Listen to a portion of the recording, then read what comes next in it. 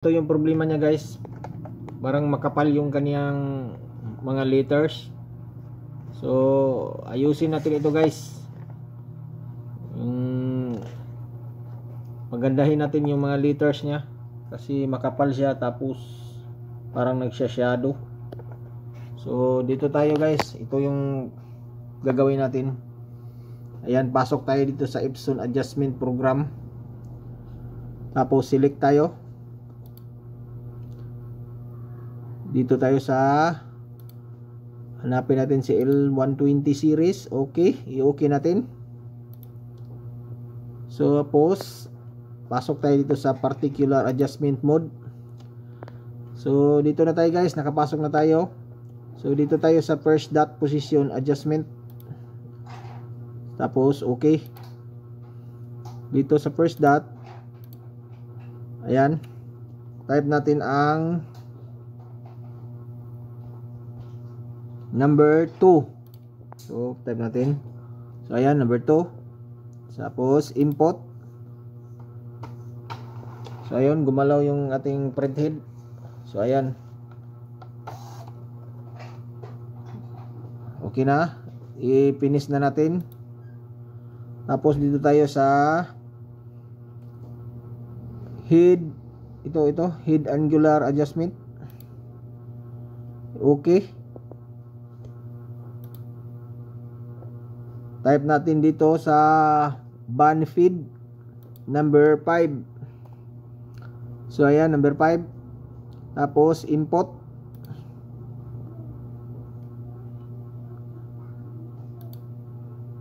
So ayun, finish natin. Tapos dito tayo sa by the adjustment. Ito, pasok tayo dito sa by the adjustment, i-okay natin. Tapos type natin dito ang 19 dito sa black, 19 at saka 12. Tapos dito sa color 15 at saka 9. So ayan, na-type na natin 19 dito sa black at saka 12, tapos dito sa color 15 at saka 9. So input. Tapos ito yung sabi niya, the by the adjustment value has been written in EEPROM properly. So okay, i-okay natin. So ayun,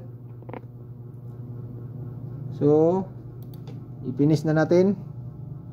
Finish. So ayan, okay na. So try natin siya guys, mag-print tayo kung may magbabago na ba yung print niya.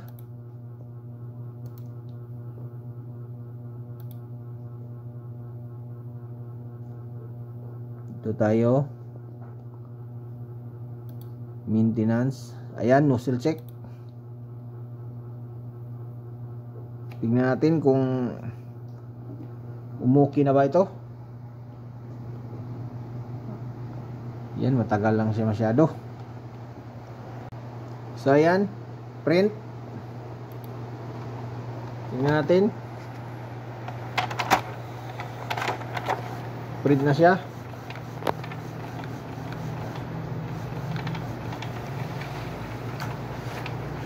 So ito na siya guys. Oh, naging okay na siya guys. Ayan. Okay na guys. Yun yung pinaka normal niya. Tapos ito yung kanina guys, oh. Ayan, nagsha-shadow siya, tapos mataba siya. So okay na siya guys. So ulitin natin para makita nyo. Nozzle check natin ulit.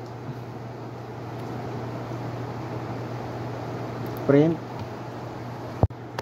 Ito na guys, so tingnan nyo guys.